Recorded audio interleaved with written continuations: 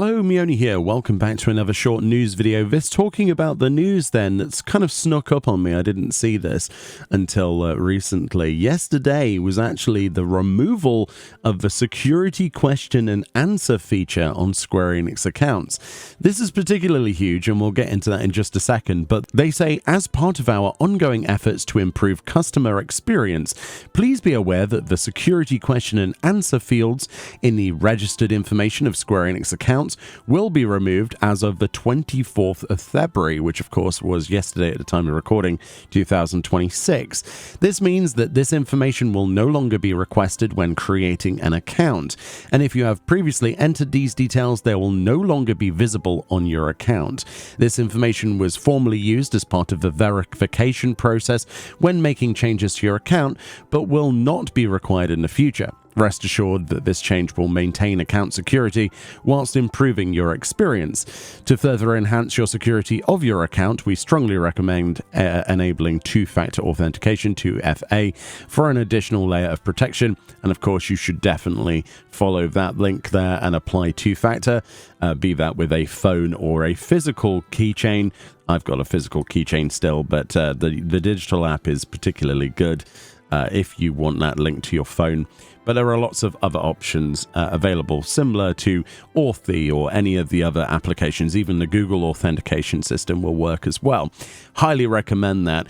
Why is this a good thing then? Well, effectively, the security question and answer feature, it was an added layer of security, but it was also very easily phished information. A lot of players repeatedly have pointed out that the answers had to be perfectly spelled and capitalized. This was something that was a real big problem with the Square Enix system in particular.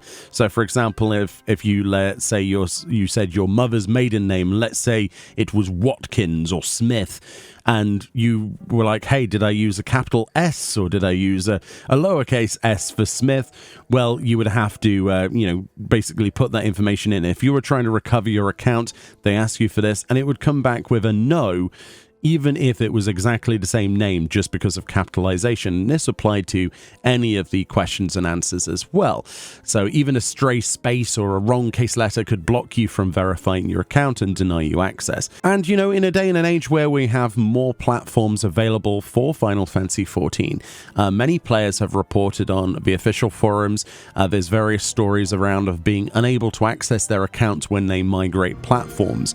For example, Steam to Xbox, because they couldn't recall their original answer or remembered it slightly differently, as we mentioned. So again, as we're moving into more platforms, presumably Switch 2 at some point, although it's not confirmed, it's hinted at, especially from the interviews with Yoshi P, this is something that should alleviate that problem in the future. Then there's also the fact that, many players signed up years or even a decade ago at this point, meaning they can genuinely forget the question and answer they chose long ago.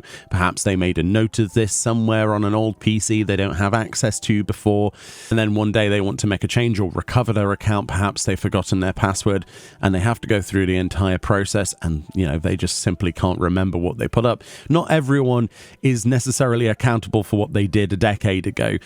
Some people might be a lot younger back then and have put any old crap, you know what I mean? Not necessarily everyone would put legitimate answers. Perhaps they put the name of their favorite Final Fantasy character or something instead of a name, of the closest friend. That has happened. I've heard of people doing the same sorts of things.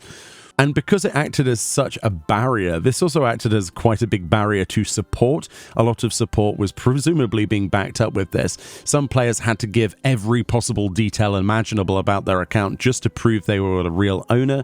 And of course, that brings into real life credentials, identifications, that kind of stuff. And it's a big old rabbit hole to fall down if you have something like this in place. So, and as many people have pointed out, security questions can make accounts less secure, actually. People have pointed out before that if you answer with real personal information, your family name, your mother's maiden name, your first pet's name, etc., it does actually make social engineering much easier. Conversely, making up random answers means you now have to remember meaningless text, defeating the purpose. So it's kind of like both ways. Even if you put real information, that stuff is very easily phished by going on dodgy websites. There are plenty of things out there trying to get that information. And there is also the fact that some people might end up using the same security question and answer for things like their bank account and other things as well. This is something that is especially problematic with telephone scammers and things like that. I'm sure you've seen YouTube videos where people have scam baited, and more often than not, even the most intelligent person in the world, all they did was accidentally click on a thing or answer a telephone. Regardless of their in real life circumstances, it's very easy to be got these days. And of course, modern security standards like two-factor authentication are way more effective. And of course, it's very important to bring things up to current standards with two-factor. And one of the saddest stories is a lot of older accounts. Sometimes people want to reclaim their 1.0 accounts, for example. This is something I've been going through recently myself, trying to get access to that. And in a lot of those situations, you couldn't even submit a recovery request because the form itself to submit for recovery required the correct security answer along with the question selected with the right capitalization. It's case sensitive, and you've got to remember something from 14 years ago or however long it is. Of course, this creates a horrible catch-22 situation where you want to ask for help, but you can't ask for help unless you have the information that you're trying to recover. Very strange situation, and I'm glad that this is going away. So as it stands then, it should be gone now as of the 24th of February, which is yesterday as the time of recording of this video. And this is a good step in terms of improving customer experience and security. I would also like to see them go further with the support feature. I think the website is pretty awful, personally, in terms of standards, and I hope that they up the rest of their standards in terms of the chat features and it's quite difficult to actually find what you're trying to submit a support ticket for. If you do need to support if you do actually need to submit one, it can be a real pain in the butt. Same can be said for a lot of the Final Fantasy and Square Enix Mog Station login stuff. It's a little bit complicated, a bit overly so, especially in comparison to some other MMORPGs and other services on the internet. I think Square Enix definitely need to up their game in that regard, but this is a good step forward, and hopefully if you were, having trouble before trying to recover an account, or perhaps you're trying to migrate to different platforms, this may be some of the best news that you've had all week. Anyway, thank you so much for watching. A link to this will, of course, be in the description. And of course, there is a link on here, as you can see, of how to set up two-factor. Definitely have two-factor on everything you do on the internet.